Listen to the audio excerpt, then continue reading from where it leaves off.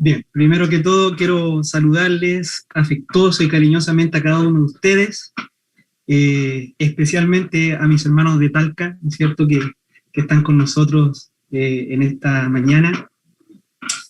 Y bueno, como este es un domingo especial en el contexto de lo que culturalmente se conoce como la Semana Santa, ¿no es cierto?, haremos, y esto para mis hermanos de Ciudad Satélite, haremos un breve alto en la exposición del libro de Lucas y tomaremos este domingo para tener una enseñanza especial de Semana Santa. Vamos a aprovechar, digamos, la fecha y vamos a tener un tiempo especial también de Semana Santa. Bueno, es la costumbre en la gran mayoría de las iglesias que el sermón de día domingo de Semana Santa es un sermón específico acerca de la resurrección. Y está muy bien, ¿no es cierto? Sin duda es el mejor domingo del año para recordar la resurrección, aunque como decía nuestro pastor al comienzo, la iglesia, ¿no es cierto?, cada domingo se reunía y se reúne para celebrar la resurrección. Sin embargo, este domingo, ¿no es cierto?, trataremos de mirar y meditar en la obra de Cristo en su conjunto, que incluya tanto su muerte o su humillación, y también su resurrección, como también su exaltación y su glorificación. Para este fin, para este propósito, vamos a meditar en esta mañana, mis hermanos, en un capítulo probablemente muy conocido por ustedes. Vamos a meditar en Isaías capítulo 53. Así que pueden ahí estar ya buscando Isaías capítulo 53. Y bueno, he titulado este sermón La humillación y la exaltación del siervo de Jehová. La humillación y la exaltación del siervo de Jehová. Bien, algunos expositores han dicho que este pasaje es el primer evangelio jamás escrito. Antes que Mateo, antes que Marcos, antes que Lucas, antes que Juan. Otros han dicho que este pasaje es la porción más profunda de las Escrituras, revelando la obra de Cristo en la cruz y su resurrección. Es el tributo más hermoso, más asombroso jamás escrito al plan de salvación, que no tiene parangón en toda la Escritura. Martín Lutero, el gran reformador alemán, dijo que todo cristiano debería memorizar Isaías 53. Otros han dicho que de este texto es de donde provienen las expresiones más ricas, más elevadas de nuestro vocabulario acerca del Evangelio y de la obra de salvación. Otros también ven en este texto uno de los baluartes más importantes de la inspiración y la veracidad de las Escrituras, ya que sus predicciones, sus profecías son tan complejas, tan increíbles, que solo Dios sabría que estas cosas iban a suceder. En fin, mis hermanos, Isaías 53, sin lugar a dudas, es uno de esos textos centrales en la Biblia que declara y expone de manera magistral el principal tema de toda la Escritura, que es la obra de redención realizada por el Mesías enviado por Dios, Cristo Jesús, nuestro Señor. Vamos, por favor, a leer el texto de Isaías, capítulo 53. Dice así la palabra del Señor. ¿Quién ha creído a nuestro anuncio? ¿Y sobre quién se ha manifestado el brazo de Jehová? Subirá cual renuevo delante de él, y como raíz de tierra seca, no hay parecer en él, ni hermosura. Le veremos más inatractivo para que le deseemos. Despreciado y desechado entre los hombres, varón de dolores, experimentado en quebranto, y como que escondimos de él el rostro, fue menospreciado y no lo estimamos. Ciertamente llevó él nuestras enfermedades y sufrió nuestros dolores, y nosotros le tuvimos por azotado, por herido de Dios y abatido. Mas él herido fue por nuestras rebeliones, molido por nuestros pecados. El castigo de nuestra paz fue sobre él, y por su llaga fuimos nosotros curados. Todos nosotros nos descarriamos como ovejas, cada cual se apartó por su camino, mas Jehová cargó en él el pecado de todos nosotros. Angustiado él y afligido, no abrió su boca. Como cordero fue llevado al matadero, y como oveja delante de sus trasquiladores, enmudeció y no abrió su boca. Por cárcel y por juicio fue quitado, y su generación, ¿quién la contará? porque fue cortado de la tierra de los vivientes y por la rebelión de mi pueblo fue herido. Y se dispuso con los impíos su sepultura, mas con los ricos fue en su muerte, aunque nunca hizo maldad, ni hubo engaño en su boca. Con todo eso, Jehová quiso quebrantarlo, sujetándole a padecimiento. Cuando haya puesto su vida en expiación por el pecado, verá linaje, vivirá por largos días, y la voluntad de Jehová será en su mano prosperada. Verá el fruto de la aflicción de su alma y quedará satisfecho. Por su conocimiento justificará a mi siervo justo a muchos, y llevará las iniquidades de ellos. Por tanto, yo le daré parte con los grandes, y con los fuertes repartirá despojos, por cuanto derramó su vida hasta la muerte, y fue contado con los pecadores, habiendo él llevado el pecado de muchos y orado por los transgresores. Acompáñenme a una palabra de oración, mis hermanos, por favor. Buen Dios, Padre Celestial, estamos delante de tu presencia, Padre, en esta reunión, Dios mío, y te damos gracias, Señor, por el privilegio de estar juntos, de estos medios que tú nos concedes para poder también juntos alabarte. Señor, estamos frente a tu palabra, estamos frente a un texto increíble de la palabra que tú inspiraste, Señor, y yo te pido, Señor, que por favor seas tú, sea tu Santo Espíritu, Señor, el que obre en nosotros por medio de tu palabra, el que nos dé vida, el que nos avive, el que abra nuestro entendimiento, el que nos haga comprender, el que nos abrume, Señor, con la obra de Cristo en la cruz, con la resurrección, con la exaltación.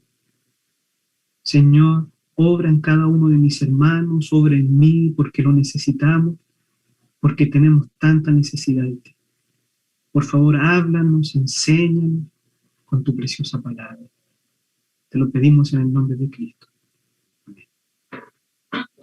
Amén, mis hermanos. Bueno, y quiero decir especialmente para la gente de Ciudad Satélite, no para nuestras visitas, este es uno de esos domingos donde la congregación necesita estar clamando en su corazón que Dios ayude a sintetizar al predicador. Ya que estamos ante un texto extenso y especialmente muy, muy profundo, donde sin exagerar, cada verso podría significar un sermón aparte. Tendré el gran desafío de sintetizar, y por el bien del almuerzo del día domingo, una hora prudente, y por ende, por el bien de la siesta de día domingo que algunos no perdonan, ni siquiera el domingo de resurrección, es que espero sintetizar lo mayor que pueda este texto, mis hermanos. Bien, vamos a partir con algunas breves consideraciones contextuales acerca de este pasaje. Bien, Isaías 53, mis hermanos, está inserto en la segunda parte del libro de Isaías, que va del capítulo 40 al 66. Es interesante que la primera parte del libro de Isaías tiene 39 capítulos, al igual que el número del libro de nuestro Antiguo Testamento, y la segunda parte del libro de Isaías tiene 27 capítulos, igual que nuestro Nuevo Testamento. Eso es un dato interesante. En esta segunda sección, el tema central es la liberación del pueblo de Dios. Liberación en un contexto inmediato de los que irían cautivos a Babilonia, pero el profeta expresa la idea de la liberación en distintos sentidos y también en distintos contextos, tanto a corto plazo como también en una larga mirada profética hacia el futuro, que evidentemente no solo incluiría al remanente del Israel nacional, sino que también a los redimidos de todos los pueblos. Los primeros 9 capítulos de esta segunda parte hablan de la liberación de Israel de sus enemigos terrenales, los últimos 9 de la liberación de Israel de la maldición de la tierra, y los 9 capítulos del medio, donde se encuentra nuestro capítulo, habla de la liberación del pecado por parte de un Salvador. Entonces, nuestro texto se encuentra inserto en un contexto más amplio que nos habla de liberación, de salvación, de redención, de liberación temporal, de liberación futura, pero también, y este es el tema de Isaías 53, de liberación redentora del pecado. Hablando más específicamente de Isaías 53, este es un capítulo que predice los sufrimientos del Mesías, del siervo enviado por Dios, el propósito por el cual tenía que morir y las bendiciones que su pueblo obtendría como resultado de su obra, como también su resurrección y exaltación en gloria. Esta profecía, mis hermanos, fue escrita por el profeta Isaías hacia el final del siglo VIII a.C., es decir, unos 700 años antes del nacimiento de Jesús. Es también este texto de Isaías 53 un texto muy citado por los escritores del Nuevo Testamento. Por último, en esta breve consideración contextual, Isaías 53 es la respuesta al dilema, a la pregunta más importante de todas, a la interrogante más crítica en toda la Escritura. ¿Cómo un Dios santo, justo y bueno puede perdonar a criaturas malvadas, rebeldes y pecadoras como nosotros? ¿Cómo Dios puede ser justo, no teniendo por inocente al culpable, pero al mismo tiempo perdonar y justificar a los pecadores? Si Dios simplemente nos perdonara a causa de su misericordia, eso iría en contra de su santidad y su justicia. La justicia de Dios demanda la condenación no solo del pecado, sino la condenación del pecador. Si todos hemos pecado, como la Escritura lo dice de manera categórica, ¿cómo Dios entonces puede perdonarnos sin pasar por alto su justicia y santidad? Isaías 53 va a responder a este dilema. Un bosquejo muy sencillo de este capítulo, mire, está como para aprenderlo hasta de memoria. Podríamos decir, punto número 1, el siervo menospreciado, verso del 1 al 3. Punto número 2, el siervo sustituto, verso 4 al 6. Punto número 3, el siervo silencioso, verso del 7 al 9. Y por último, punto número 4, el siervo exaltado, verso 10 al 12. Ahora bien, en sus Biblias, si ustedes se dan cuenta, el capítulo 53, o más bien la sección del capítulo, comienza en el capítulo 52, en el verso 13. Del verso 13 al verso 15, Dios mismo hace una presentación de su siervo, hace un resumen de lo que se dirá de este siervo con detalle en el capítulo 53. Vamos, por favor, leamos esos versículos. Capítulo 52, verso 13 al 15, dice: He aquí mi siervo será prosperado, será engrandecido y exaltado, será puesto muy en alto. Como se asombraron de ti muchos, de tal manera fue desfigurado de los hombres su parecer, y su hermosura más que la de los hijos de los hombres. Así asombrará él a muchas naciones. Los reyes cerrarán ante él la boca, porque verán lo que nunca les fue contado, y entenderán lo que jamás habían oído.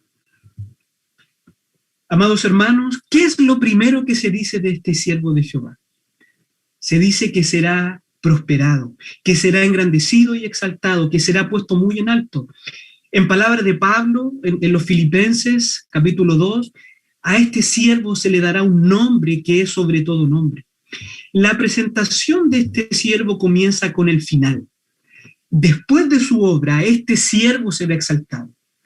¿Qué sucederá con este siervo antes de la exaltación de una manera tan alta? Bueno, versículo 14. Su parecer, su rostro, su humanidad sería desfigurada. Esto causaría asombro a quienes lo vean. Para nosotros, mis hermanos, esta profecía es historia. Es una referencia al sufrimiento de Cristo en su pasión y muerte, en su crucifixión. El castigo que recibió Jesús a manos de los judíos y posteriormente de los soldados romanos fue tan brutal que su humanidad, que su cuerpo fue desfigurado. Esto fue un verdadero espectáculo, un hombre siendo golpeado una y otra vez al punto de prácticamente distorsionar su apariencia. El propio Señor conocía este aspecto de lo que le iba a suceder. La noche anterior a la crucifixión, el Señor había partido el trozo de pan y había dicho, bueno, este pan partido representa mi cuerpo. Por otro lado, las pocas horas que Jesús permaneció vivo, agonizante, colgado en la cruz, hablan también de la brutalidad del castigo. Comúnmente las víctimas de la crucifixión estaban 2 o 3 días colgados en agonía, era una muerte lenta, tortuosa, pero Jesús duró solo 6 horas. Eso sin duda puede tener una connotación del aspecto espiritual de la muerte de Cristo, pero es evidente que también involucra el terrible castigo que sufrió tanto de los judíos y especialmente por parte del brutal castigo romano.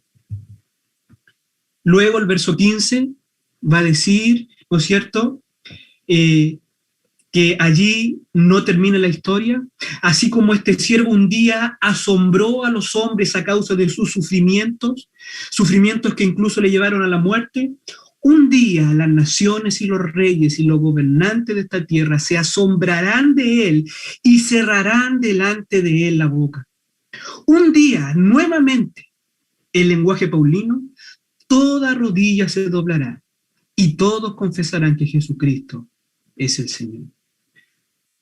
Amados hermanos, con estas palabras Dios presenta a su siervo, aquel que será maltratado, será desfigurado, será aplastado por la mano del hombre, será humillado a lo más bajo, pero luego será exaltado a lo sumo.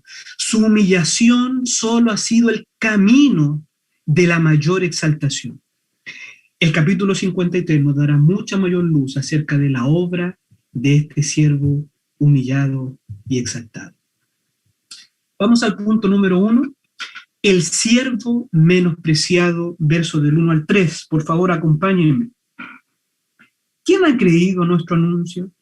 ¿Y sobre quién se ha manifestado el brazo de Jehová? Subirá cual renuevo delante de él, y como raíz de tierra seca, no hay parecer en él ni hermosura. Le veremos más inatractivo para que le deseemos. Despreciado y desechado entre los hombres, varón de dolores, experimentado en quebranto. Y como que escondimos de él el rostro, fue menospreciado y no lo estimamos. Este texto comienza con una pregunta. ¿Quién ha creído nuestro anuncio?, dice el profeta. Con esta pregunta el profeta da a entender que el siervo de Jehová, que el Mesías no sería creído, sería más bien rechazado. Su propio pueblo no creería en aquel que le fue enviado. Juan 1:11, hablando acerca de Cristo, dice que a lo suyo vino, mas los suyos no le recibieron. Representados por sus líderes, el pueblo de Israel rechazó a su Mesías. Luego pregunta el profeta, ¿y sobre quién se ha manifestado el brazo de Jehová? En su rechazo, el pueblo no conoció que en Cristo estaba el poder de Dios, que en Cristo habitaba el poder de Dios.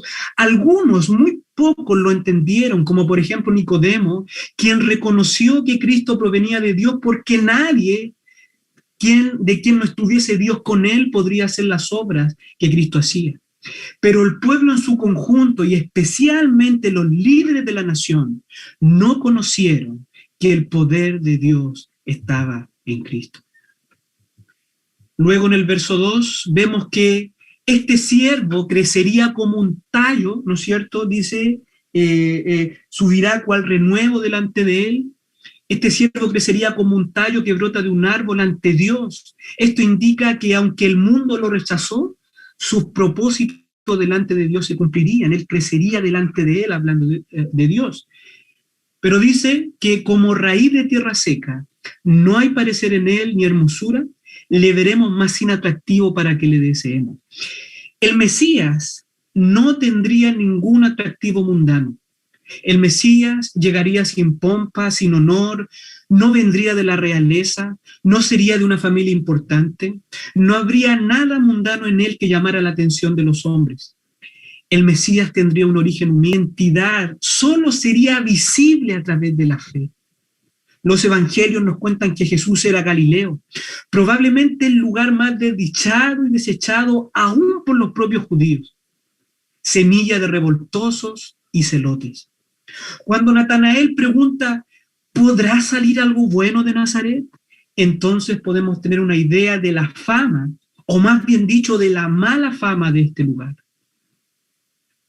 Jesús mismo socialmente provenía de una familia de baja condición. Cuando sus detractores querían minimizarlo, ellos le decían, ¿pero acaso no es Jesús, el hijo del carpintero? El Mesías sería como una raíz de tierra seca. No habría nada en su apariencia ni en su condición, no habría nada en él que atrajera a los hombres. El verso 3 dice que este siervo también sería despreciado y desechado entre los hombres, sería un varón de dolores, experimentado en quebrantos. El Mesías no solo tendría un origen despreciable, nada atractivo en su persona o apariencia, sino que también sería menospreciado entre los hombres. A Jesús, por ejemplo, sus hermanos de sangre le menospreciaron. Su tierra natal lo menospreció. Aún sus seguidores, Juan dice en su libro, dice que muchos que le seguían luego ya no andaban con él. En el huerto de Getsemaní, en su hora más oscura, aún su grupo más íntimo le dejó. Luego aún sus discípulos, uno de sus discípulos más cercanos le negó. Los líderes religiosos le mostraron su menosprecio llamándole Belcebú, Satanás, luego juzgándole en un juicio ilegal y entregándole en manos de los verdugos romanos. El pueblo en su conjunto le despreció, rechazándole como su Mesías, pidiendo a los romanos su muerte. Dios mismo lo abandonaría tratándolo como un pecador, a tal punto que este siervo sufriente gritaría en su agonía al sentirse abandonado por su padre. El Mesías sería desechado, experimentaría el dolor y la amargura del rechazo. La expresión y como que escondimos de él el rostro nos muestra que en su muerte Jesús se transformó en un espectáculo tan grotesco que aún los hombres volteaban para no verlo. En una escena tan desagradable que era mejor no mirar, era mejor esconder el rostro. El Salmo 22, verso 6 dice, mas yo soy gusano y no hombre, oprobio de los hombres y despreciado del pueblo. Todos los que me ven me escarnecen, estiran la boca, menean la cabeza. El Mesías sería menospreciado y no lo estimamos, dice el profeta. En otras palabras, lo consideramos como a nadie, como a nada. No entendieron que el Hijo de Dios estaba entre ellos, sino que lo trataron como alguien insignificante. No lo estimaron. El punto 2 dice, el siervo sustituto, verso del 4 al 6. Dice el verso 4, ciertamente llevó él nuestras enfermedades y sufrió nuestros dolores, y nosotros le tuvimos por azotado, por herido de Dios y abatido. Mas él herido fue por nuestras rebeliones, molido por nuestros pecados. El castigo de nuestra paz fue sobre él, y por su llaga fuimos nosotros curados. Todos nosotros nos descarriamos como ovejas, cada cual se apartó por su camino, mas Jehová cargó en él el pecado de todos nosotros. En este punto, mis hermanos, el profeta declara la más sublime verdad acerca de este siervo enviado por Dios. Y aquí pasa del siervo rechazado al siervo que en realidad vino para identificarse con nuestras miserias, del siervo menospreciado al siervo sustituto. En realidad, dice el profeta, este hombre que nosotros menospreciamos y rechazamos, él llevó nuestras enfermedades, él se echó a la espalda nuestros dolores. Y nosotros pensamos que era Dios quien le juzgaba a causa de su pecado. Los judíos mataron a Jesús por blasfemo. Pensaban que servían a Dios cuando entregaban a Jesús a Pilato. En el espectáculo de la cruz, los judíos se burlaban de Jesús porque creían que habían sacado de circulación a un falso profeta, a un falso Mesías. Ellos creían que eran los instrumentos de la justicia de Dios para con Jesús y que Jesús estaba siendo condenado por sus propias blasfemias. En algo tenían razón los judíos. En la cruz Jesús estaba siendo herido por Dios. Aquí la palabra es perforado, atravesado por Dios. Pero en otra cosa estaban profundamente equivocados. No era por sus propios pecados que Dios estaba aplastando al Mesías. Jesús nunca pecó, nunca se halló engaño en su boca, sino que Jesús estaba siendo herido por los pecados de los hombres, por los pecados de su pueblo, por las transgresiones de todos aquellos que habían creído y creerían en él. Entonces, Dios no aplastó a Jesús por sus blasfemias, sino por nuestras blasfemias. Dios no hirió a su propio Hijo por sus pecados, sino por nuestros propios pecados. El profeta profundiza aún más en esta increíble verdad sobrecogedora. Él dice en el verso 5, mas él herido fue por nuestras rebeliones, molido por nuestros pecados. En realidad, el espectáculo horrendo de este siervo en su sufrimiento y en su muerte, la cual, dice el profeta, nosotros pensamos que era el despliegue de la justicia de Dios por su propio pecado, en realidad era la expresión de amor más profunda realizada jamás. Este siervo estaba llevando sobre sí nuestras iniquidades, él estaba tomando nuestro lugar, estaba siendo nuestro sustituto, estaba experimentando el juicio que nosotros merecíamos. Sin duda, esta fue la obra de Cristo en la cruz del Calvario, morir por los pecados de su pueblo, llevar sobre sí sus iniquidades. Como siglos después escribiría Pablo en 2 de Corintios capítulo 5, verso 21, al que no conoció pecado, por nosotros lo hizo pecado, para que nosotros fuésemos hechos justicia de Dios en él. Ahora bien, ¿cómo Dios hace esto? ¿Qué quiere decir por nosotros lo hizo pecado? No que Cristo se transformara en un pecador. Cristo siempre fue el Cordero sin mancha, sino que Dios Padre lo trató como un pecador. Le imputó cada pecado, cada transgresión de aquellos que habían creído y creerían en él, y le juzgó por esos pecados. Amados hermanos, esta es una escena típica del Antiguo Testamento. Los destinatarios judíos de Isaías la conocían muy bien. Ellos habían visto millones de corderos inocentes degollados, tomando el lugar de los culpables. Jesús, el Cordero Santo de Dios, tomó el lugar de los transgresores y fue condenado en lugar de ellos. Amados hermanos, este es el corazón de la teología cristiana. Este es el pilar del plan de salvación. Cristo murió en lugar de los pecadores. Cristo tomó nuestro lugar, el justo por los injustos, para llevarnos a Dios. El profeta continúa diciendo, verso 6, todos nosotros nos descarriamos como ovejas, cada cual se apartó por su camino, mas Jehová cargó en él el pecado de todos nosotros.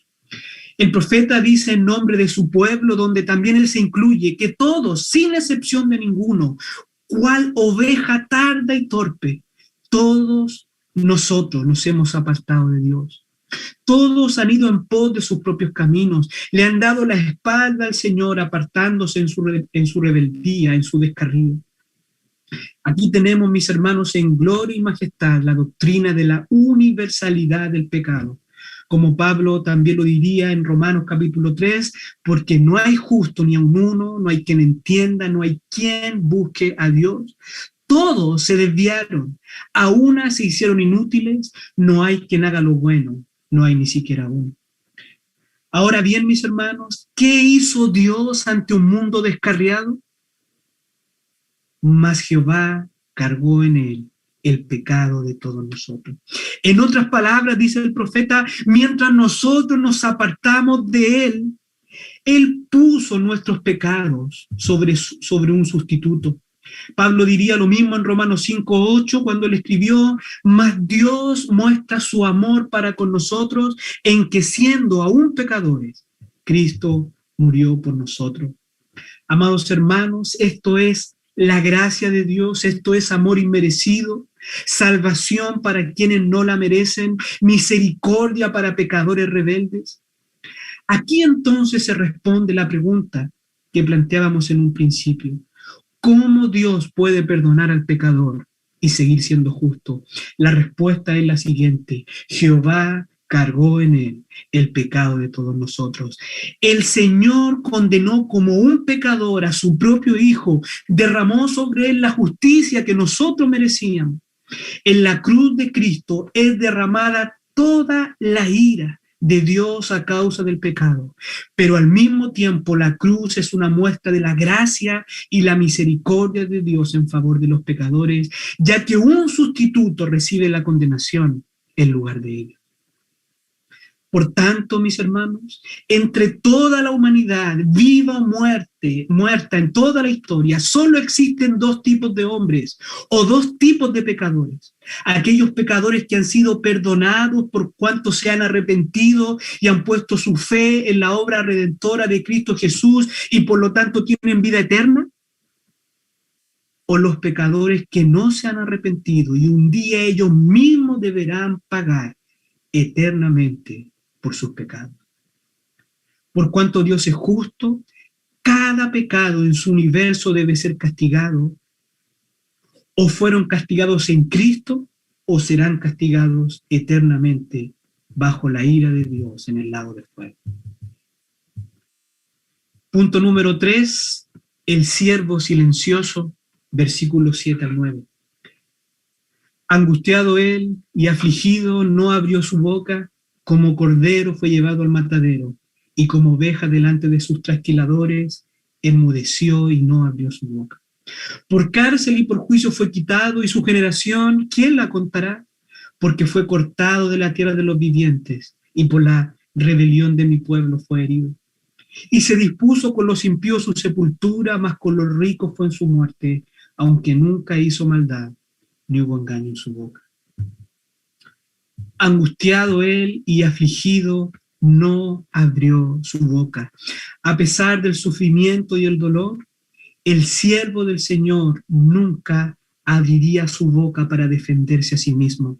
Él se mantuvo callado en presencia de sus acusadores, nunca habló para defenderse a sí mismo, y lo poco que habló, solo lo hizo para glorificar a Dios. Como cordero fue llevado al matadero y como oveja delante de sus trasquiladores. Enmudeció y no abrió su boca. El siervo de Jehová sería semejante a un cordero que es llevado a su ejecución. No protestaría, no se resistiría. Jesús cumplió a cabalidad con esta profecía. Cuando Juan le dio en el Jordán, exclamó: «He aquí el Cordero de Dios». Jesús no puso resistencia en su detención, en su juicio, en su castigo, en su ejecución. Él fue el verdadero Cordero de Dios, que con su sacrificio quitó el pecado. El verso 8 dice: por cárcel y por juicio fue quitado, y su generación, ¿quién la contará? Porque fue cortado de la tierra de los vivientes, y por la rebelión de mi pueblo fue herido. Aquí el profeta dice que este siervo sería quitado por medio de un juicio legal o más bien formal. Esta es una alusión explícita a que este siervo no solo sería rechazado, golpeado brutalmente, herido, sino que también su vida le sería quitada, su vida le sería cortada, es decir, moriría. Cristo fue juzgado por el Sanedrín y luego por Poncio Pilato, y luego de estos dictámenes se procedió a ejecutarlo. La expresión «y su generación, ¿quién la contará?», y lo que sigue en el verso, tiene relación con la indiferencia de la generación en donde viviría este siervo. Este sería juzgado a muerte, cortado, Esta idea, esta palabra cortado lleva la idea de una muerte prematura, brusca, repentina. Este sería un sacrificio sustituto, pero su generación sería indiferente. En otras palabras, el profeta está diciendo: ¿quién tuvo en cuenta que él fuera cortado de la tierra de los vivientes en lugar de los transgresores de mi pueblo, a quien realmente correspondía la herida? Como ya se ha señalado antes, Cristo murió en el casi absoluto abandono, fuera de las puertas de la ciudad, rechazado por el pueblo y sus dirigentes. Fueron muy pocos los que lloraron su muerte y prácticamente nadie entendió el significado de su muerte. El verso 9 dice: y se dispuso con los impíos su sepultura, mas con los ricos fue en su muerte, aunque nunca hizo maldad ni hubo engaño en su boca. Y se dispuso con los impíos su sepultura. El profeta dice que este siervo, después de morir, sería sepultado junto a hombres impíos. Es interesante que Jesús murió en compañía de dos hombres impíos, y lo normal era que el cuerpo de Jesús, como el cuerpo de todos los ejecutados por crucifixión, fuera a parar a una fosa común. Esa era la intención de los romanos que estaban supervisando la ejecución. Pero el profeta dice: más con los ricos fue en su muerte, aunque nunca hizo maldad ni hubo engaño en su boca. A pesar de las intenciones de otro, de que su sepultura fuera con los impíos, Dios permitió, Dios obró para que el Mesías fuera con los ricos en su muerte. José de Arimatea, un miembro del Sanedrín, hombre rico, pidió el cuerpo de Jesús a Pilato y lo puso en una tumba de su propiedad, en una tumba nueva. De esta manera, aunque lo normal era que el cuerpo de Jesús fuese a parar con los impíos en su sepultura, finalmente, como dice el profeta, con los ricos fue en su muerte. Dios no permitió que el cuerpo de Jesús fuese al basurero común. Dios tenía otros planes. Dios estaba en control de cada detalle. Es absolutamente asombroso el nivel de precisión de esta profecía, que fue escrito 700 años antes de que estos acontecimientos ocurrieran. Este verso termina afirmando una vez más la inocencia de Cristo aún en su muerte. Aunque él llevaba los pecados de su pueblo, él nunca pecó ni se halló engaño en su boca. Por último, mis hermanos, vamos al punto 4, el siervo exaltado, versículos 10 al 12. Con todo eso, Jehová quiso quebrantarlo, sujetándole a padecimiento. Cuando haya puesto su vida en expiación por el pecado, verá el linaje y vivirá por largos días, y la voluntad de Jehová será en su mano prosperada. Verá el fruto de la aflicción de su alma y quedará satisfecho. Por su conocimiento justificará a mi siervo justo a muchos y llevará las iniquidades de ellos. Por tanto, yo le daré parte con los grandes y con los fuertes, repartirá despojos, por cuanto derramó su vida hasta la muerte y fue contado con los pecadores, habiendo él llevado el pecado de muchos y orado por los transgresores. Con todo eso, Jehová quiso quebrantarlo, sujetándole a padecimiento. El profeta gloriosa y enfáticamente declara que el sufrimiento del siervo del Señor fue ordenado por el Señor. El Señor lo quiso así. Esto fue la voluntad de Dios.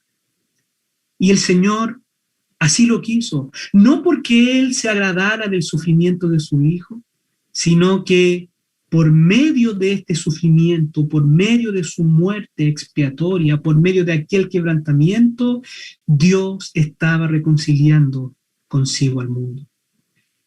Esto es muy importante enfatizarlo. La muerte de Cristo en la cruz del Calvario como sustituto por los pecadores fue la obra de Dios. Fue Dios quien le sujetó a padecimiento. Jesús no fue una víctima de las circunstancias, ni se encontraba bajo la misericordia de ningún poder político, ni de los judíos, ni de los romanos. Todo esto era el plan ordenado por Dios, profetizado por Isaías cientos de años antes que sucediera.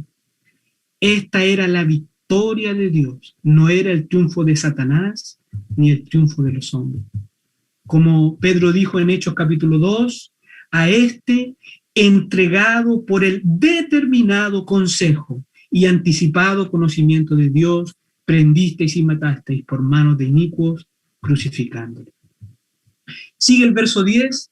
Cuando haya puesto su vida en expiación por el pecado, verá linaje, vivirá por largos días y la voluntad de Jehová será en su mano prosperada. En su muerte por los pecados de su pueblo, en su sepultura con los ricos, no termina la historia de este siervo de Jehová, sino que una vez que él haya completado la obra de expiación por el pecado, una vez que se haya presentado como la ofrenda por las transgresiones de su pueblo, este siervo verá linaje. Es decir, tendrá descendencia espiritual, vivirá para siempre y la voluntad de Dios prosperará en su mano. Pero aquí hacemos la siguiente pregunta al texto. ¿Cómo puede ser esto si este siervo ha sido muerto y sepultado? El profeta nos está diciendo, este siervo de Dios volverá a vivir. Este siervo de Dios volverá a vivir. Este siervo de Dios un día congregará en su presencia a todo su linaje, a toda su descendencia espiritual. Verá linaje, vivirá por largos días. En otras palabras, este siervo vivirá para siempre. La muerte ya no tendrá poder jamás sobre él. ¿Qué sucedió en la historia, mis hermanos? Un domingo como hoy, hace unos 2000 años atrás, la sepultura de Jesús fue hallada vacía. Cristo Jesús, el siervo del Señor, se levantó de entre los muertos. Si usted y yo hemos creído en el Señor Jesucristo, en el Cristo resucitado, nosotros somos ese linaje. Nosotros somos su descendencia espiritual y un día nos reuniremos con él. Verso 11 dice, verá el fruto de la aflicción de su alma y quedará satisfecho. Por su conocimiento justificará a mi siervo justo a mucho y llevará las iniquidades de ellos. El sacrificio único e irrepetible del siervo otorgará satisfacción completa a la justicia de Dios. Pero él también estará satisfecho. Dios estará satisfecho, su justicia estará satisfecha, pero él, el siervo, también estará satisfecho cuando esté en medio de la congregación de los que él ha redimido. Cuando sea alabado por la muchedumbre que nadie puede contar, cada golpe, cada humillación, cada angustia, la aflicción y el dolor de su alma, el dolor del abandono, de sufrir nuestro infierno, de ser tratado como un transgresor, valdrá la pena cuando vea el fruto de la aflicción de su alma, la muchedumbre de los redimidos, de aquellos que le alabarán por una eternidad. Por último, el verso 12 nos dice, por tanto, nuevamente Dios toma la palabra. Por tanto, yo, dice el Padre, yo le daré parte con los grandes y con los fuertes repartirá despojos, por cuanto derramó su vida hasta la muerte y fue contado con los pecadores, habiendo él llevado el pecado de muchos y orado por los transgresores. Aquí Dios Padre dice, yo recompensaré a mi siervo. Yo exaltaré a aquel que estuvo dispuesto a derramar su vida. Por su conocimiento llevará a muchos a la gloria, llevando sus iniquidades. Por tanto, yo le exaltaré, yo le enalteceré.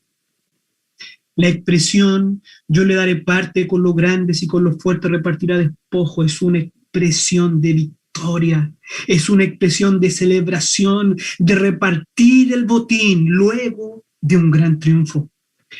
Este siervo, mis hermanos, este siervo que fue menospreciado, que fue rechazado, que aún su rostro fue desfigurado, este siervo que fue humillado, cruel y brutalmente castigado y ejecutado, este siervo que fue sepultado, es este siervo que también ha sido resucitado. Es este siervo al cual también Dios le ha exaltado, Dios le ha recompensado. ¿Por qué? Dice Dios, por cuanto estuvo dispuesto a derramar su vida hasta la muerte, identificándose con los pecadores, llevando sus pecados, muriendo por ellos. El apóstol Pablo dice, probablemente teniendo este pasaje en mente en Filipenses capítulo 2, y estando en la condición de hombre, se humilló a sí mismo, haciéndose obediente hasta la muerte y muerte de cruz. Por lo cual Dios también le exaltó hasta lo sumo y le dio un nombre que es sobre todo nombre, para que en el nombre de Jesús se doble toda rodilla de los que están en los cielos y en la tierra y debajo de la tierra, y toda lengua confiese que Jesucristo es el Señor, para la gloria de Dios Padre. En mi oración, mis hermanos, que la obra de Cristo, que para nosotros ya no es una profecía, sino que es historia, que su humillación, que su muerte vicaria, sustitutiva por nosotros, que el poder considerar estas verdades maravillosas, sublimes, excelsas, vuelva a nuestro corazón en adoración a Él. Mas Dios muestra su amor para con nosotros en que siendo aún pecadores, Cristo murió por nosotros. Que este amor tan grande, tan increíble, mis hermanos, nos abrume, nos quebrante, nos lleve a abandonar nuestro pecado y volvernos a Él. Que podamos servirle con todo lo que somos a causa de lo que Él hizo por nosotros. Y como dice la historia de aquellos dos jóvenes moravos, que en el año 1732 vendieron los esclavos, nosotros también podamos decir con gozo que el Cordero que fue inmolado reciba su recompensa por su sacrificio. Vamos a orar, mis hermanos. Padre, muchas gracias, Señor. Gracias por tu preciosa palabra. Gracias, Señor, porque tu amor, tu misericordia, la obra que tú hiciste por medio de tu Santo Hijo, nos abruma, nos lleva a pensar, a meditar en la gracia, en la misericordia que tú has tenido con cada uno de nosotros. Padre Celestial, que el Cordero reciba su recompensa por su sacrificio.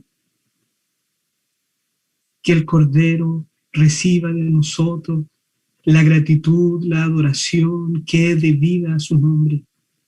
Gracias, Señor, por la obra de Cristo. Gracias por tu salvación. Gracias, Señor, porque nosotros estábamos muertos en nuestros delitos y pecados. Porque nosotros éramos como ovejas descarriadas, cada cual buscaba su propio camino lejos de ti. Mas tú, en tu grande misericordia, pusiste todas nuestras iniquidades en la persona de tu Hijo. Gracias, Señor, no podemos hacer otra cosa que humillarnos ante tan grande amor, ante tan gran, excelsa y sublime misericordia. Que tu palabra, Padre amado, haga vida en nuestros corazones. Que podamos celebrar con gozo la resurrección de nuestro Señor Jesucristo, porque Él ha vencido la muerte, porque Él ha derrotado al enemigo formidable, al pecado y la muerte, y todos aquellos que hemos confiado en Cristo Jesús, un día también tendremos victoria sobre el pecado y la muerte para vivir eternamente con nuestro Dios. Gracias, Señor, por esta palabra. Bendícela en cada uno de nuestros corazones. En el nombre de Cristo oramos. Amén.